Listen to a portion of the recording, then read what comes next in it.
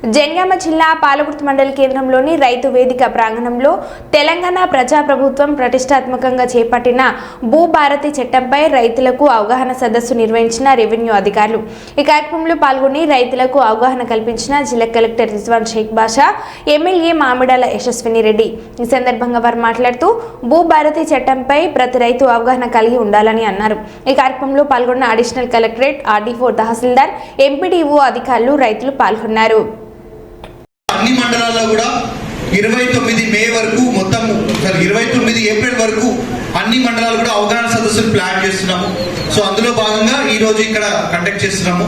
So ఈ అవగాహన సదస్సులో ముఖ్య ఉద్దేశం ఏమిటి అంటే భూభారతి చట్టంలో మనకి ఏమున్నాయి, పాత ధరణి చట్టంలో లేనివేంటి, కొత్త భూభారతి చట్టం ద్వారా మీ సమస్యలు పరిష్కారం అవడానికి ఏమేమి అవకాశాలు ఉన్నాయి అని తెలుసుకోవాల్సిన అవసరం అందరికీ ఉంది. ఎందుకంటే మీ అందరూ కూడా గుర్తుంచుకోవాల్సింది సెక్షన్ 4, ముఖ్యంగా అందరూ చెప్తూ సెక్షన్ 4 సెక్షన్ 4 అని ఉంటుంది.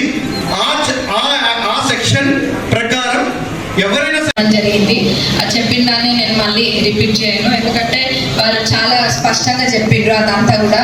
ఇంకా మీకు ఇవన్నీ ఇచ్చిండ్రు, ఇవన్నీ ఆ డోర్ దాటగానే బయట వాడేసిపోకండి, తీసుకెళ్ళి రేపు మీ దగ్గరికే వస్తారు, అందరూ సహాయం చేయమని అడుగుతారు, అర్థం కాని వాళ్ళు ఉంటారు, వాళ్ళకి చెప్పాలన్నా ఏదన్నా ఫస్ట్ ఇది మనకు అర్థం కావాలి. కాబట్టి అందరూ ఇంట్లో ఉన్న ప్రతి పాయింట్ని చదవండి. ముఖ్యంగా ఇందాక కలెక్టర్ గారు కూడా చూపించినారు, ఇటు